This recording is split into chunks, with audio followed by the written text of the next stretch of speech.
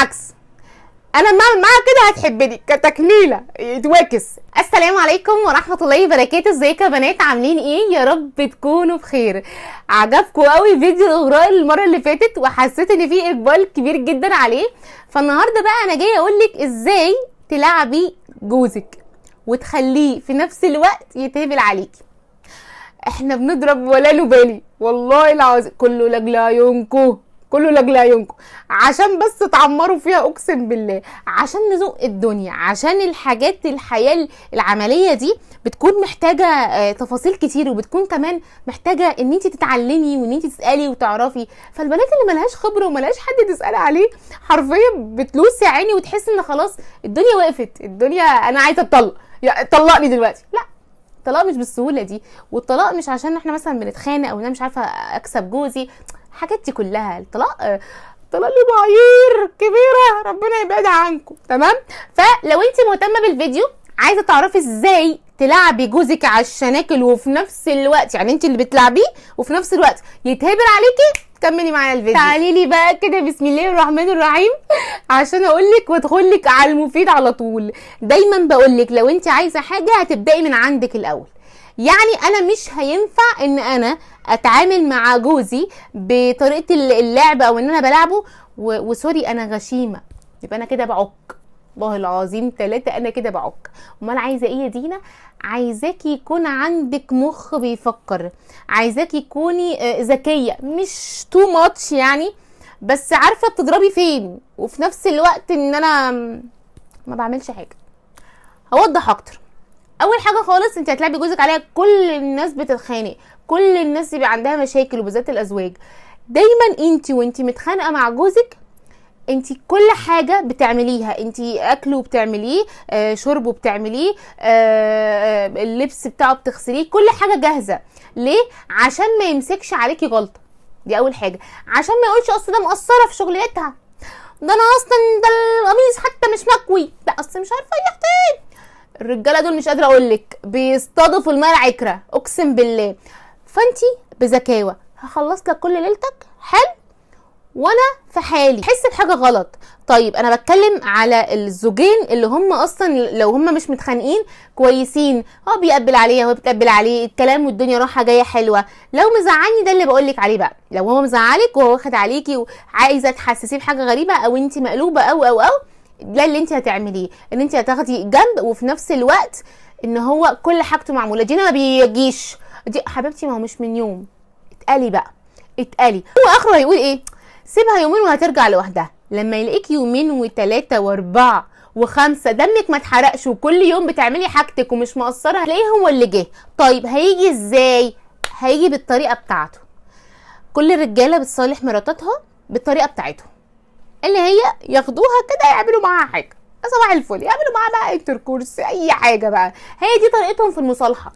بس بالنسبه لنا احنا كستات او بالنسبه لك انت كست، مش دي طريقه المصالحه بتاعتك. هو بصي، هو الموضوع ده فطري عند كل الناس، ولكن هو مترتب عند الناس اللي هم الستات والرجاله. عند الرجاله الموضوع ده نمبر 1، هم ممكن يصالحوكي بيه او يصالحك بيه، لو انت مراته هيصالحك بيه. طيب انت لا، انت عايزه مشاعر الاول. مش معنى كده ان انت مكنسله الموضوع ده خالص، بالعكس. هو بالنسبه لك لما انا احبك فبالتالي هبقى مبسوطه معاك، فبالتالي هبقى عايزه اعمل معاك كده حلو. عنده العكس، انا بعمل معاك كده هتحبني كتكميله يتواكس. لا، تبقى تعاملي ازاي اول ما يجيلك؟ اول ما يجيلك يا ست الكل، لا انا ماليش مزاج. دينا كده مش حرام؟ لا مش حرام، لان انت اصلا المفروض لو انت هتعملي حاجه المفروض تكوني حباه. فانت هتتعاملي ازاي اول ما تلاقيه جاي عليكي؟ لا انا ماليش مزاج، لا ده انا مصدعه، لا انا في كذا، لا اهربي، اعملي اي حاجه. عارفه اللي هو ايه؟ يتمنعنا بس مش هم راغبات. يعني انا لا انا مقموصه، طب في ايه؟ طب انا هراضيكي، طب مش عارفه ايه، لا ما انا ما فيش حاجه، انا قصرت معاك في حاجه؟ لا انت ما قصرتيش، بس في نفس الوقت لا انت مش مظبوطه، انت مش عاجباني، انت مش عارفه ايه. طيب عارف خلاص ان هو مزعلك واتكلمتوا وي وبرده جابك في الحته بتاعته. ما هو بصي مش هيسكت غير لما يروقك بالاخر، جابك ورضاكي وخدك في الحته بتاعته حلو. ما هو بصي هو مش هيسكت غير لما بصي هيحس، لازم يحس هو ايه؟ فرض سيطرته. يعني هو حاسس ان انت شاده حيلك عليه، فانا هجيبها ازاي؟ هجيبها بطريقتي، اللي هو لازم يكون هو يعني كنترول، انت لازم تكوني تحت الكنترول، تحت السيطره بتاعته، اللي هو بالطريقه دي. ما عندكيش مشكله خالص، مش هتتمنعي بقى، خلاص انت بقيتي معاه، خلاص بقيتي معاه، بس مش العادي بتاعك، لسه في سنه مبسوطه، احسن حاجه لسه برضو مقموصه شويه، الكلام على قد الكلام. طب ما احنا اتصالحنا، طيب ماشي، انا برضو لسه يعني واخده على خاطري شويه. عارفه انت الحته دي اللي هو ايه؟ يعني انا كده مش مكفيه. حته ان الراجل بيحس ان هو مش مكفي مراته، دي بتعمل له قلق، بتعمل له روشه، زي ما قلت لك في فيديوهات قبل كده. دايما بعد كل مره لازم يسالك مبسوطه، هو مش عشان يطمن عليك ان هو مبسوط، هو عشان يكون مطمن ان هو عامل اعلى درجات الدلع. يعني الواد فت بقى ومظبط الدنيا، ومفيش راجل زي تنيل. هي اصلا مش قادره تقوم، هي اصلا عايزه تخلصك من بدري، تمام، عشان يطمن على نفسه، عشان يرضي الايجو بتاعه، تمام. فانت بالتالي بتشتغلي على الحته دي، ماشي. فهو انت لو زعلانه، لا انا تعبانه، لا ماليش مزاج دلوقتي، لا مش عارفه ايه. اما لو انت اتراضيتي برضو لسه في حته صغيره كده، مش اللي هو الله يعني الفرج جه. النقطه اللي بعد كده، وانت زعلانه مع جوزك عشان تخليه حرفيا يلف حوالين نفسه ويقعد يفرك ويقعد يعك فيكي ويجي كده، انت بتدلعي نفسك وبتهتمي بنفسك، اكسترا اهتمام واكسترا دلع واكسترا كل حاجه، وهو ولا هنا.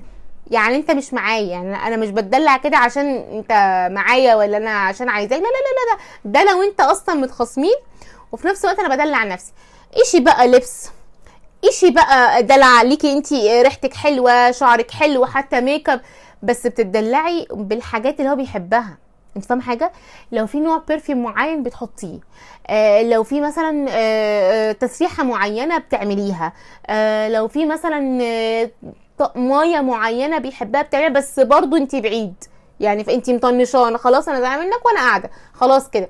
الحته دي بتجيب مع الراجل من الاخر، يعني الحته دي عارفه اللي هو الله اللهم طولك يا رؤى، انا شكلي هصالحها بقى، انا لازم اصالحها، فبالتالي يجيلك. فلما يجيلك بقى خديه على حجرك كده واديله ايه؟ الصميم. تعالي اقول لك بقى على حاجه، انا ما اعرفش يعني هتهاجم عليها ولا لا، ولكن كلمه بحبك للراجل لا، ما تقوليهاش.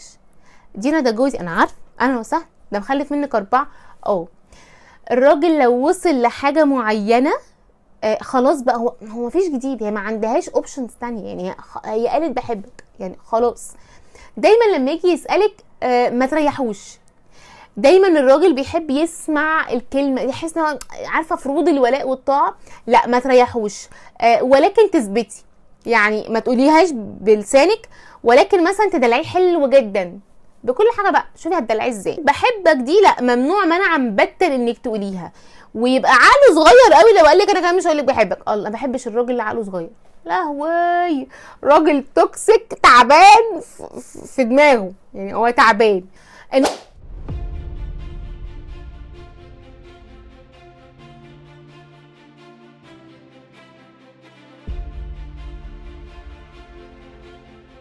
لما جوزك بيجي من الشغل او لما بيكون قاعد، انا مش هقولك ان انتي تكوني ملهيه ومشغوله على طول ومش عارفه ايه، بس في نفس الوقت ومستنياه يجي، فلما يجي خلاص بقى هو تعبان. انت فاهمه؟ ما بيحبش الست البطه البلدي. انا عايزه اتبسط معاكي، جنان، شعنانه، دلع، هزار، مش مظبوط. الراجل مش مظبوط، مش عارف يجيبها منين ولا منين.